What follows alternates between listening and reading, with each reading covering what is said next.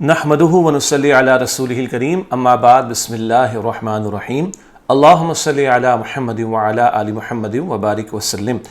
عزیز طلباء و طالبات اور معزز حضرات و خواتین، السلام علیکم ورحمۃ اللہ وبرکاتہ۔ رب العالمین کی توفیق سے آپ کے علم ہے کہ دین فاؤنڈیشن کے زیر اہتمام مطالعہ قرآن حکیم برائے طلباء و طالبات کا آن لائن کورس جاری ہے اور الحمدللہ ہماری 6 کلاسز مکمل ہو چکی ہیں، اور مجھے امید ہے کہ آپ پابندی سے ویڈیوز سے بھی استفادہ کر رہے ہوں گے، فائدہ اٹھا رہے ہوں گے، اور اب تو کوئز بھی روزانہ آپ کو سبمٹ کرنے ہوں گے انشاءاللہ تعالی۔ آسان سے کوئز ہیں، کوئی مشکل بات نہیں، مجھے معلوم ہے کچھ لوگ 2 منٹ میں کر لیں گے، کچھ لوگ شاید 5 منٹ میں کر لیں گے انشاءاللہ تعالی، لیکن مقصد ہے کہ قرآن کے ساتھ ہمارا تعلق مضبوط ہو۔ لیسن پلان آپ کے پاس ہماری ویب سائٹ پر بھی موجود ہے، اور آپ کے علم ہے کہ آج ہماری 7ویں کلاس ہے، اور آج انشاءاللہ ہم سورۃ الفیل کے حوالے سے ہاتھی والوں کا قصہ، اس قصے کا مطالعہ کریں گے انشاءاللہ تعالی، کیونکہ اس صورت میں ایک واقعے کا بیان ہے، ہاتھی والوں کا قصہ بیان ہوا، تو پہلے ہم قصے کو بیان کریں گے مختصر آج کی کلاس میں انشاءاللہ، اور اگلی کلاس جو کلاس نمبر 8 ہوگی اس میں سورۃ الفیل کا ترجمہ، تھوڑی سی تشریح اور علم و عمل کی باتیں انشاءاللہ وہ ہم سمجھیں گے۔ تو آج ہماری اللہ کی توفیق سے 7ویں کلاس ہے، آئیے اس کا باقاعدہ آغاز کرتے ہیں، اور جو بک آپ نے ڈاؤن لوڈ کی ہوگی، بک 1 جو ہماری ہے، اس کے صفحات ہیں صفحہ نمبر 31 اور 32، پیج 31 اور 32۔ اگر بک آپ کے سامنے ہے تو آپ بک سے بھی فائدہ اٹھا سکتے ہیں، اور اسکرین پر انشاءاللہ اس کا ٹیکسٹ بھی سامنے آئے گا۔ مجھے امید ہے کہ باتیں مشکل تو نہیں ہوں گی، بہت سارے حضرات و خواتین بھی استفادہ کر رہے ہیں، آپ کا ڈیٹا ہمارے پاس رجسٹریشن کے تھرو اویلیبل ہوا، پاکستان کے علاوہ بھی، پاکستان سے باہر سے بھی بہت سے لوگ شرکت کر رہے ہیں، حضرات و خواتین بھی ہیں، اساتذہ بھی ہیں، اور ہمارے طلباء و طالبات بھی ہیں۔ اس سے سارے سینیریو کو سامنے رکھتے ہوئے کوشش کر رہے ہیں کہ سادہ اور آسان الفاظ میں گفتگو ہمارے سامنے آتی چلی جائے۔ تو آج کا سبق ہم شروع کرتے ہیں، اور آج ہم بات کر رہے ہیں ہاتھی والوں کا قصہ، اس حوالے سے سورۃ الفیل کے تعلق سے۔ سب سے پہلا نقطہ جو اسکرین پر آپ کے سامنے ہے، بک میں بھی آپ کے سامنے ہوگا انشاءاللہ، اللہ سبحانہ وتعالیٰ کا گھر خانہ کعبہ، بیت اللہ شریف، جس کی طرف رخ کر کے، مسجد حرام جس کی طرف رخ کر کے ہم نماز ادا کرتے ہیں، وہاں جو اللہ کا گھر ہے بیت اللہ، اس کا تذکرہ کر رہے ہیں۔ اللہ سبحانہ وتعالیٰ کی عبادت کے لیے جو سب سے پہلا گھر بنایا گیا وہ خانہ کعبہ ہے، جو مکہ مکرمہ میں ہے۔ حضرت آدم علیہ السلام کے زمانے سے یہ گھر عبادت اور عزت و احترام کا مرکز رہا ہے۔ مسلمان کعبے کی طرف رخ کر کے نماز ادا کرتے ہیں اور اس کا طواف کرتے ہیں۔ طواف جو چکر لگاتے ہیں نا خانہ کعبہ کے گرد، عمرے کے موقع پر اور حج کے موقع پر، اللہ تعالی ہم سب کو توفیق عطا فرمائے۔ خانہ کعبہ اللہ تعالیٰ کی بڑی نشانیوں میں سے ایک عظیم نشانی ہے۔ پہلی بات تو ہے کہ آدم علیہ السلام کے دور سے یہ اللہ کا گھر موجود ہے، اور ایک رائے یہی ہے اہل علم نے جو بیان فرمائی کہ آدم علیہ السلام نے اس کی تعمیر فرمائی۔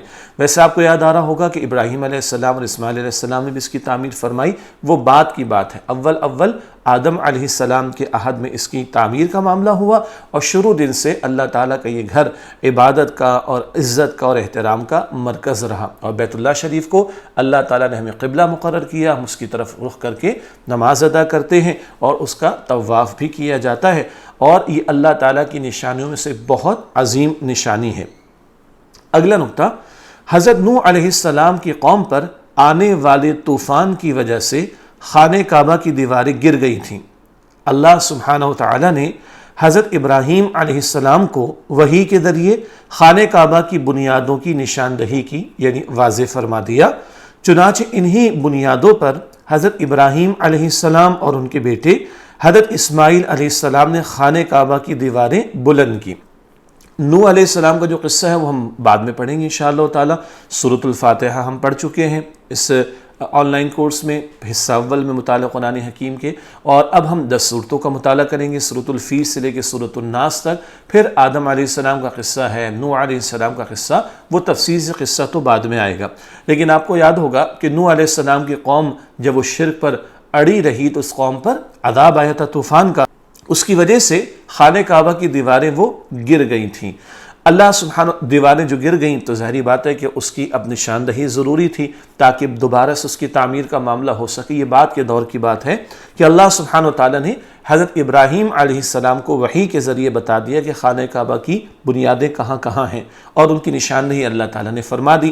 چنانچہ پھر انہی بنیادوں پر حضرت ابراہیم علیہ السلام اور ان کے صاحبزادے حضرت اسماعیل علیہ السلام نے خانہ کعبہ کی دیواریں بلند کی، اور پھر یہ واقعہ آپ نے سنا تو ہوگا، الحمدللہ ہم سب قرآن سے محبت تو رکھتے ہیں نا. سورۃ البقرہ ہمارے مطالعہ قرآن حکیم کے کورس پہ تو ہم بعد میں چھٹے حصے میں پڑھیں گے انشاءاللہ تعالی. وہاں پر وہ مشہور دعا آتی ہے جب خانہ کعبہ کی تعمیر فرما رہے تھے ابراہیم علیہ السلام اور اسماعیل علیہ السلام. دعا تو آپ کو یاد ہوگی, ربنا تقبل منا انک انت السمیع العلیم, اے ہمارے رب ہماری جانب سے قبول فرما لے, بے شک تو خوب سننے والا علم رکھنے والا ہے. دعا یاد آ گئی, وہ اسی موقع پر دعا کی تھی ابراہیم علیہ السلام نے اور اسماعیل علیہ السلام نے. آگے چلتے ہیں. ابرہا کا گرجا گھر, یعنی گرجا گھر کہتے ہیں جہاں نصارہ عیسائی لوگ جا کر اللہ کی عبادت کرتے ہیں, تو یہ ان کی عبادت گاہ کو کہا جاتا ہے. اس کا خاص پس منظر ہمیں سمجھیں گے اور انشاءاللہ بات کو آگے بڑھائیں گے. حبشہ کے بادشاہ نے ابرہا الاشرم کو یمن کا گورنر مقرر کیا. حبشہ جس کو آج کل ہم ایتھوپیا بھی کہتے ہیں, اور حبشہ یاد ہے ابیسینیا انگلش میں کہا جاتا ہے. حبشہ وہ کہ جس کی طرف اللہ کے رسول علیہ السلام کے دور میں صحابہ کرام نے ہجرت بھی کی تھی نا, بس ذہن میں رکھے اس وقت بہت بڑا علاقہ تھا. تو حبشہ کے بادشاہ نے ابرہا الاشرم کو یمن کا گورنر مقرر کیا. یہ لوگ نصارہ تھے, عیسائی تھے. ابرہا نے یمن کے علاقے صنعاء میں ایک نہایت خوبصورت اور بڑا گرجا گھر بنایا, جس کو بنانے کا مقصد یہ تھا کہ لوگ خانہ کعبہ کی بجائے اس کے گرجا گھر میں عبادت کے لیے آیا کریں. اب یہ کیا ہے کہ عیسائیوں کی حکومت تھی, مسیحی لوگوں کی حکومت تھی, اور حبشہ کے بادشاہ نے ابرہا کو, ایک شخص کا نام ہے, اس کو یمن کا گورنر بنایا. یمن کا نام تو مشہور ہے, آپ نے سنا ہوگا.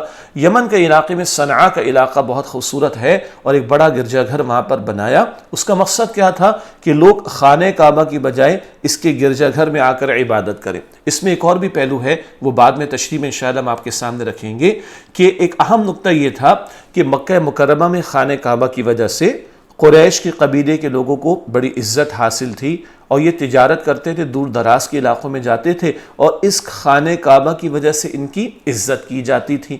چنانچہ ابرہا نے یہ سوچا کہ یہ خانہ کعبہ کی وجہ سے ان کو عزت ملتی ہے, تو اگر یہ خانہ کعبہ کو معاذ اللہ اس کو شہید کر دے تو یہ ان کی عزت ختم ہو جائے گی, اور لوگ ہمارے پاس آئیں گے اور ہماری طرف تجارت کا رخ ہو جائے گا. یہ معاشی طور پر بھی, اکنامک پوائنٹ آف ویو سے بھی اس کے ذہن میں ایک بات تھی. یہ بات تشریح میں بھی بعد میں ہم پیش کریں گے اگلی کلاس میں انشاءاللہ. یہ بات اہل مکہ اور دیگر عرب قبائل کو بالکل پسند نہیں تھی. یعنی ظاہری بات ہے کہ مکے والوں کا تو بڑا گہرا تعلق تھا خانہ کعبہ سے. ان لوگوں میں بگاڑ پیدا ہو گیا تھا, مکے والوں میں شرک بھی آ گیا تھا, اور انہوں نے بتوں کی پوجا پاٹ بھی شروع کر رکھی تھی. لیکن ان کو یہ بات بالکل پسند نہیں تھی کہ ابرہا جو ہے وہ اللہ کے گھر کے خلاف کوئی اقدام کرے اور اس کا گرجا گھر اس کی طرف لوگ جانے کی کوشش کریں. عربوں کو یہ بات بالکل پسند نہیں تھی. لہذا انہی لوگوں میں سے ایک شخص نے ابرہا کے گرجا گھر میں گندگی پھیلا دی. یہ مشہور واقعہ ہے جو مفسرین نے بیان فرمایا. مفسرین کون ہوتے ہیں؟ جو قرآن کریم کی تفسیر بیان کرتے ہیں, اس کی تشریح بیان کرتے ہیں, اس کی ایکسپلینیشن بیان کرتے ہیں. تو بہت سارے مفسرین نے لکھا ہے کہ لہذا انہی لوگوں میں سے ایک شخص نے ابرہا کے گرجا گھر میں گندگی پھیلا دی. ابرہا کو بہت غصہ آیا. اس نے سوچا کہ جب تک خانہ کعبہ موجود ہے لوگ اس کے گرجا گھر میں عبادت کے لیے نہیں آئیں گے, اور اس کے غصے میں اضافہ ہو گیا, اور اس نے سوچا کہ جب تک یہ خانہ کعبہ موجود ہے اللہ کا گھر, تو یہ گرجا گھر جو میں نے بنایا اس طرف تو لوگ بالکل نہیں آئیں گے. اب آپ سمجھ گئے, ایک ناپاک اس نے ارادہ کیا, ایک برا اس نے ارادہ کیا اللہ سبحانہ وتعالیٰ کے گھر کے خلاف معاذ اللہ. ہاتھی والوں کی فوج. ابرہا نے ایک بڑی فوج جمع کی اور چند لمبے چوڑے طاقتور ہاتھی بھی اپنے ساتھ لیے. اسی وجہ سے اس واقعے کو اصحاب الفیل, ہاتھی والے کے نام سے ذکر کیا گیا ہے. کون سا واقعہ ہے؟ ہاتھی والوں کا واقعہ, اصحاب الفیل اس کو کہا جاتا ہے. ابرہا اپنے اس لشکر کو لے کر مکہ مکرمہ کی طرف روانہ ہوا. یہ ہے جو اس نے بڑا ہزاروں کی تعداد میں لشکر تیار کیا, اور لمبے چوڑے طاقتور ہاتھی بھی اپنے لشکر میں شامل کر لیے. عرب کے لوگ اس جانور سے زیادہ واقف نہیں تھے, وہ گھوڑوں سے واقف تھے, وہ اونٹوں سے واقف تھے, تو یہ ان کے لیے ایک عجیب جانور تھا جو کہ لایا گیا. بہرحال ہاتھی ایک بڑا طاقتور جانور ہے اور بڑا قد کاٹ میں بھی اونچا ہوتا ہے. اپنے اس لشکر کو لے کر ابرہا مکہ مکرمہ کی طرف روانہ ہوا. اس کا ارادہ معاذ اللہ خانہ کعبہ کو ڈھانے کا تھا. معاذ اللہ کا مطلب ہوتا ہے اللہ کی پناہ. یہ الفاظ ہم استعمال کرتے ہیں جب کوئی ایسی بات بیان کی جاتی جو بہت ناگوار ہوتی ہے, مگر بیان کرنا مقصود ہوتا ہے کوئی بات سمجھانے کے لیے, تو ہم پڑھتے ہیں معاذ اللہ. جیسے اعوذ باللہ بھی کہتے ہیں نا, تو معاذ اللہ کا مطلب اللہ کی پناہ. اس کا ارادہ معاذ اللہ خانہ کعبہ کو ڈھانے کا تھا۔ مکہ مکرمہ پہنچنے سے پہلے ابرہہ نے اہل مکہ کے پاس پیغام بھجوایا کہ اس کا ارادہ صرف خانہ کعبہ کو ڈھانے کا ہے اور وہ اہل مکہ سے جنگ نہیں کرنا چاہتا۔ یعنی اس نے اتنا احساس تو رکھا کہ ان کو بتا دیا جائے پہلے سے، اور یہ بھی ایک بات یہ تھی کہ اس کو تکبر تھا کہ میں اتنا بڑا لشکر لے کر آیا ہوں تو بس میں ان کو بتا ہی دوں تو کافی ہو جائے گا کہ اہل مکہ سے وہ جنگ نہیں کرنا چاہتا، اس کا ارادہ تو معاذ اللہ وہ خانہ کعبہ کو ڈھانے کا ہے۔ لیکن اگر انہوں نے اس کا راستہ روکنے کی کوشش کی تو وہ ان سب کو برباد کر دے گا۔ یہ دھمکی بھی اس نے دے دی کہ اگر تم میرے راستے میں آئے تو میں تم سب کو برباد کر دوں گا۔ یہ ہاتھیوں والا لشکر لے کر آیا ہے اور ہزاروں کی تعداد میں لوگوں کو لے کر آیا ہے مکہ مکرمہ میں خانہ کعبہ کو معاذ اللہ شہید کرنے کے ناپاک ارادے سے۔ اہل مکہ کے اونٹ، یہ بھی بڑا دلچسپ واقعہ ذہن میں رکھیے گا۔ مکہ کے قریب پہنچ کر ابرہہ کے سپاہیوں نے اہل مکہ کے کئی اونٹ اور مویشی پکڑ لیے۔ ان میں 200 اونٹ آپ صلی اللہ علیہ وسلم کے دادا حضرت عبد المطلب کے بھی تھے۔ حضرت عبد المطلب قریش کے سب سے بڑے سردار تھے۔ کتنے اونٹ تھے؟ 200 اونٹ، ذہن میں رکھیے گا۔ اور یہ عبد المطلب کون ہے؟ نبی کریم صلی اللہ علیہ وآلہ وسلم کے دادا ہیں اور قریش کے سب سے بڑے سردار تھے۔ وہ ابرہہ سے ملاقات کرنے اس کے پاس پہنچ گئے۔ سردار وہ ہے تو بات چیت بھی انہوں نے کرنی ہے، ڈائلاگ بھی انہوں نے کرنا ہے، چنانچہ وہ ابرہہ کے پاس پہنچ گئے۔ ابرہہ انہیں دیکھ کر بہت متاثر ہوا۔ وہ اونچے قد، نہایت خوبصورت اور باوقار شخصیت کے مالک تھے۔ بڑی اچھی صورت اللہ نے ان کو عطا کی تھی، تو وہی ذکر یہاں پر ہے کہ وہ اونچے قد، نہایت خوبصورت اور باوقار شخصیت کے مالک تھے۔ حضرت عبد المطلب نے ابرہہ سے کہا کہ تم نے جو 200 اونٹ پکڑے ہیں وہ واپس کر دو۔ بس وہ اپنے اونٹوں کا مطالبہ لے کر آئے کہ تم نے اونٹ جو میرے لے لیے ہیں وہ واپس کر دو۔ اب اس کے بعد کیا ہوا؟ ابرہہ نے ان کی اس بات پر حیران ہوتے ہوئے کہا کہ میں تو سمجھا تھا آپ مجھ سے خانہ کعبہ کو نہ گرانے کی بات کریں گے، جبکہ آپ نے صرف اونٹوں کی بات کر کے مجھے مایوس کیا ہے۔ میں تو سمجھا تھا کہ آپ بڑی بات کریں گے کہ گھر اللہ سبحانہ وتعالیٰ کا، اس کے خلاف تم یہ ناپاک ارادہ ختم کر دو، اس کو گرانے کی کوشش نہ کرو۔ لیکن میں تو حیران ہو گیا ہوں۔ ابرہہ کہنے لگا کہ تم تو بس اپنے اونٹوں کی بات کرو گے، اونٹ واپس کر دو۔ بڑا پیارا جواب آگے عبد المطلب کا ہے۔ حضرت عبد المطلب نے جواب دیا کہ اونٹ میرے ہیں، اس لیے میں نے تم سے اپنے اونٹوں کی بات کی ہے۔ میرے اونٹ ہیں، میں اپنے اونٹوں کی بات کرنے آیا ہوں۔ خانہ کعبہ اللہ سبحانہ وتعالیٰ کا گھر ہے اور وہ خود ہی اپنے گھر کی حفاظت فرمائے گا۔ کتنی پیاری بات ہے بھائی، میرے اونٹ ہے، تم تو میرے اونٹ واپس کرو۔ گھر اللہ کا ہے، اللہ تعالیٰ اپنے گھر کی حفاظت فرمائے گا۔ پھر ابرہہ نے ان کے اونٹ واپس کر دیے۔ وہ عبد المطلب جان گئے کہ ظاہری بات ہے اس کے بڑے لشکر کا مقابلہ کرنا تو آسان نہیں، تو معاملہ کس کے حوالے کیا جائے؟ اللہ تعالیٰ کے حوالے کیا جائے۔ گھر اللہ کا ہے، حفاظت بھی اللہ سبحانہ وتعالیٰ خود فرمائے گا۔ تو ابرہہ نے پھر ان کے اونٹ واپس کر دیے۔ حضرت عبد المطلب کی دعا، اب بات اونٹوں کی تو ہو گئی، لیکن گھر تو اللہ کا ہے اور عزت اللہ نے اس گھر کو دی ہے، اس کی وجہ سے قریش کو عزت ملی ہوئی ہے، چنانچہ اب اللہ کے حضور دعا ہو رہی ہے۔ ابرہہ سے ملنے کے بعد واپس آ کر حضرت عبد المطلب نے اہل مکہ کو پہاڑوں پر چلے جانے اور شہر مکہ کو خالی کر دینے کا حکم دیا۔ سردار ہیں تو سب کو کہا کہ بس شہر مکہ کو خالی کر دو۔ وہ خود خانہ کعبہ کے دروازے کا کنڈا پکڑ کر اللہ سبحانہ وتعالیٰ سے دعا کرنے لگے کہ اے اللہ اپنے گھر کی حفاظت فرما، ابرہہ اور اس کے لشکر سے اپنے عزت والے گھر کو بچا لے۔ عبد المطلب اللہ کو تو مانتے تھے، اللہ سے دعا کر رہے ہیں کہ اللہ اونٹ تو میرا معاملہ حل ہو گیا، گھر تو تیرا ہے، اور ابرہہ اور اس کے لشکر سے اپنے عزت والے گھر کو بچا لے۔ ہمارے لیے سمجھنے کی بات کیا ہے؟ تمام مشکلات میں ہمیں کس کو پکارنا چاہیے؟ اللہ کو پکارنا چاہیے۔ جو مشکل آ جائے، مصیبت آ جائے، پریشانی آ جائے، کس کو پکارے؟ اللہ سبحانہ وتعالیٰ کو۔ دعا کے بعد حضرت عبد المطلب اپنے ساتھیوں کو لے کر آس پاس کے پہاڑوں پر چڑھ گئے۔ واقع ذہن میں بیٹھ رہا ہے نا، ابرہہ کا لشکر ہے، ہاتھیوں کو وہ لے کر آیا ہے، 200 اونٹ کی بات بھی آ گئی۔ ابرہہ کے سامنے عبد المطلب آ بھی گئے، اپنے اونٹ لے کر چلے گئے۔ اب اللہ تعالیٰ سے دعا کر لی اور مکے میں اعلان کروا دیا گیا کہ اپنے لوگوں کو سب کو کہا جائے کہ وہ پہاڑوں کی طرف چلے جائیں۔ چنانچہ عبد المطلب اپنے ساتھیوں کو لے کر آس پاس کے پہاڑوں پر چڑھ گئے۔ ہاتھی والوں کا خانہ کعبہ پر حملہ، معاذ اللہ۔ ابرہہ نے خانہ کعبہ کو ڈھانے کے لیے ایک بڑا لشکر تیار کیا جس میں ہزاروں سپاہی اور کئی ہاتھی بھی تھے۔ وہ خود بھی ایک بڑے طاقتور ہاتھی پر سوار ہوا اور لشکر لے کر مکہ کی طرف چلا۔ یہ اب اس کا پلان تھا، اس کا برا ارادہ تھا، اللہ تعالیٰ کا اپنا منصوبہ۔ قرآن کریم میں ایک جگہ اللہ تعالیٰ نے فرمایا وَمَكَرُوا وَمَكَرَ اللَّهُ، اور ان لوگوں نے چالیں چلیں اور اللہ تعالیٰ نے تدبیر فرمائی۔ وَاللَّهُ خَيْرُ الْمَاكِرِينَ، اور اللہ تعالیٰ سب سے بہترین تدبیر فرمانے والا ہے۔ یہ تو اس ناپاک ارادے سے ابرہہ اپنے لشکر کو لے کر آیا۔ اب دیکھیے کیا ہوتا ہے۔ لشکر جب وادی محصر میں پہنچا، محصر اس کو پڑھیں گے، میم پر پیش ہے، ہا پر زبر ہے، محصر۔ لشکر جب وادی محصر میں پہنچا تو ابرہہ کا ہاتھی زمین پر بیٹھ گیا اور آگے نہ بڑھا۔ یہ خانہ کعبہ سے کچھ پہلے کی بات ہے، دور کی بات ہے۔ تو وادی محصر میں پہنچا تو ابرہہ کا ہاتھی زمین پر بیٹھ گیا اور آگے نہ بڑھا۔ ہاتھی کو اٹھانے کی بہت کوششیں کی گئیں مگر وہ آگے نہ بڑھتا۔ لیکن جب مکہ کے علاوہ کسی اور طرف اس کا رخ موڑا جاتا تو وہ تیزی سے بھاگنا شروع کر دیتا۔ اب یہ کس کا حکم جاری ہو رہا ہے؟ اللہ تعالیٰ کا حکم جاری ہو رہا ہے۔ جب یہ ہاتھی کا رخ مکہ مکرمہ کی طرف کیا جاتا تو یہ نہ چلتا بلکہ بیٹھ گیا۔ اب اس کا رخ مکہ مکرمہ سے کسی اور طرف پھیرا جاتا تو یہ تیزی سے بھاگنا شروع کر دیتا۔ اب اللہ تعالیٰ کی تدبیر کار فرما ہو رہی ہے۔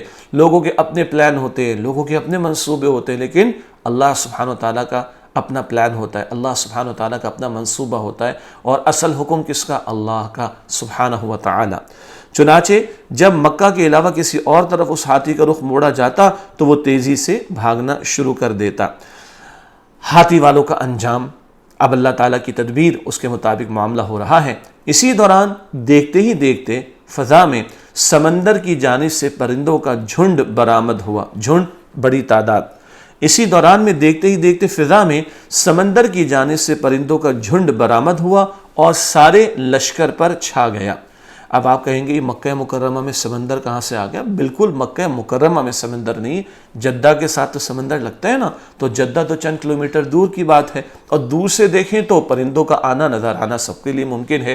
یہ میں نے ان کے لیے کہا جو ماشاءاللہ مکہ مکرمہ گئے ہوئے، بھئی مکہ مکرمہ میں تو کوئی سمندر نہیں ہے، بھئی جدہ کا تو ساحل مشہور ہے نا، وہ تو آپ سب کے اور ہم سب کے علم میں ہے، اس کو ذہن میں رکھیے۔ تو اسی دوران دیکھتے ہی دیکھتے فضا میں سمندر کی جانب سے پرندوں کا جھنڈ برآمد ہوا اور سارے لشکر پر چھا گئے۔ اتنے سارے پرندے اللہ سبحانہ وتعالیٰ نے بھیجے۔ یہ چھوٹے چھوٹے پرندے تھے جنہوں نے اپنی چونچوں اور پنجوں میں کنکریاں اٹھا رکھی تھیں، سخت پتھر جو ہوتے ہیں نا کنکر، تو انہوں نے اپنی چونچوں اور پنجوں میں کنکریاں اٹھا رکھی تھیں۔ اللہ اکبر، اتنا بڑا لشکر لے کر آیا، بڑے بڑے ہاتھی لے کر آیا، اور اس کو تباہ کرنے کے لیے اللہ تعالیٰ نے چھوٹے چھوٹے پرندے بھیجے اور ان کی چونچ میں اور پنجوں میں کنکریاں موجود ہیں۔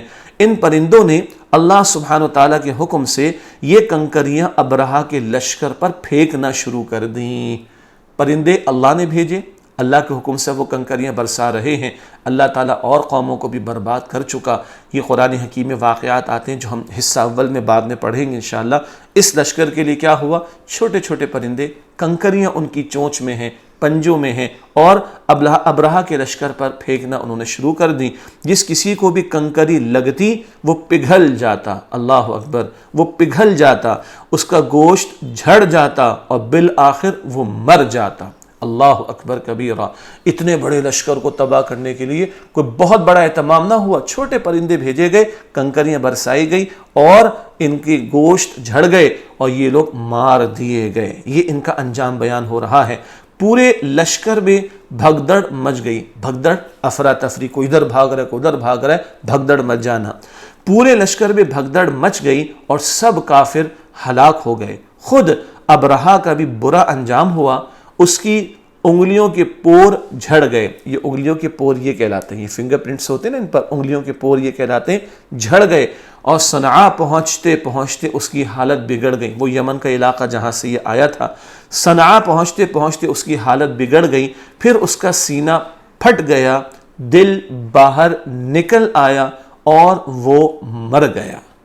اس کو اس قدر مہلت کیوں مل گئی؟ باقی لوگ تو یہ ہلاک ہو گئے، اللہ تعالیٰ کا اپنا فیصلہ تاکہ اپنے علاقے میں پہنچے۔ بڑا گورنر تھا، بڑا جاہ و حشمت والا تھا، بڑا اس کے پاس طاقت کا اقتدار کا معاملہ موجود تھا اور اختیار موجود تھا، تو لوگوں کو عبرت بھی تو ہو نا کہ جس نے اس قدر بڑا اقدام کرنا چاہا، اللہ کے گھر کے خلاف معاذ اللہ برا ارادہ کیا، یہ اس کا انجام ہوا۔ اس قدر اس کو مہلت دی گئی کہ اب صنعاء اپنے علاقے تک پہنچ جائے، پھر اس کا سینہ پھٹ گیا، دل باہر نکل آیا اور وہ مر گیا۔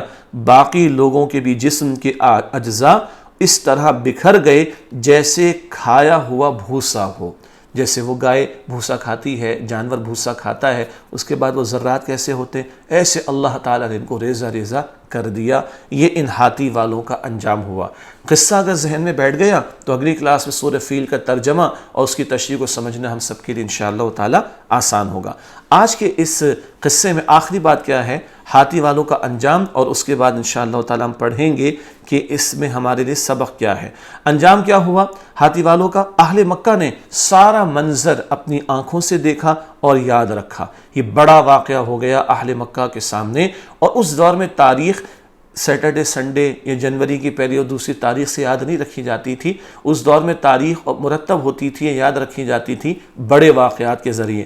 اہل مکہ نے سارا منظر اپنی آنکھوں سے دیکھا اور یاد رکھا۔ اس واقعے کی وجہ سے اس سال کو عام الفیل، ہاتھیوں کا سال بھی کہا جاتا ہے۔ عربی میں عام کہتے ہیں سال کو۔ عام الحزن یاد ہے؟ عام الحزن کیا تھا؟ غم کا سال۔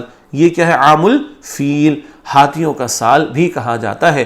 اسی سال ساری کائنات کو توحید کے نور سے منور کرنے والے ہمارے پیارے نبی خاتم الانبیاء حضرت سیدنا محمد مصطفیٰ صلی اللہ علیہ وسلم مکہ مکرمہ میں پیدا ہوئے۔ حضور صلی اللہ علیہ وسلم کی مبارک ولادت سے پہلے 50 دن پہلے کم و بیش یہ واقعہ پیش آیا۔ اتنا عظیم واقعہ ہوا ہے، اور اب سب سے عظیم واقعہ پیش آئے گا، اور نبی مکرم صلی اللہ علیہ وسلم کی ولادت باسعادت ہوگی۔ یوں حضور پاک صلی اللہ علیہ وسلم کی حیات طیبہ کا یہ اہم پہلو کہ آپ کی ولادت باسعادت، اس کو یاد رکھا گیا عام الفیل کے تعلق سے، جس سال ہاتھی والوں کا واقعہ پیش آیا۔ آخری بات، اس قصے سے حاصل ہونے والا سبق۔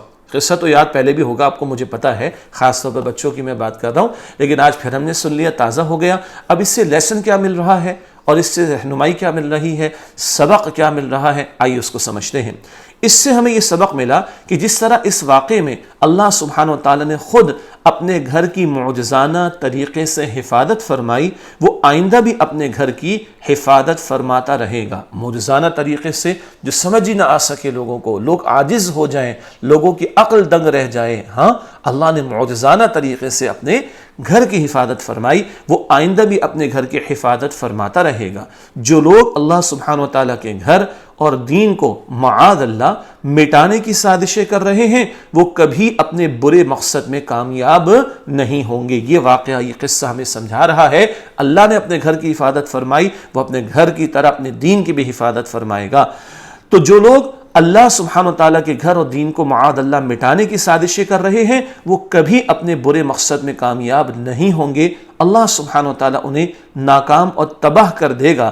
یوں دین کے دشمنوں کو اللہ سبحانہ وتعالیٰ کے عذاب سے ڈرایا بھی گیا ہے۔ کیا ڈرا دیا گیا ہے کہ دیکھو اللہ سبحانہ وتعالیٰ کے گھر کے خلاف کسی نے اقدام کیا، برا ارادہ کیا، اللہ نے برباد کر دیا۔ جو اس کے دین کے ساتھ دشمنی کا معاملہ کرے گا، اللہ سبحانہ وتعالیٰ اس کو بھی عذاب دے گا، اور اللہ اپنی پکڑ میں اس کو مبتلا کرے گا۔ اور آخری بات، نبی مکرم علیہ السلام کی ولادت 50 دن کے بعد ہوئی۔ حضور اللہ کے رسول ہے صلی اللہ علیہ وسلم، جو حضور علیہ السلام کی شان میں گستاخیاں کرے، جو حضور صلی اللہ علیہ وسلم کے خلاف سازشیں کرے، اللہ تعالیٰ اس سے بدلہ لے گا۔ یہ واقعہ بھی ہمیں یہ باتیں سکھا رہا ہے۔ الحمدللہ آج ہم نے ہاتھی والوں کا قصہ مکمل کیا، اور انشاءاللہ اگلی کلاس میں ہم سورۃ الفیل کا مطالعہ کریں گے۔ انشاءاللہ آپ سے ملاقات ہوتی ہے اگلی کلاس میں۔ السلام علیکم ورحمۃ اللہ وبرکاتہ۔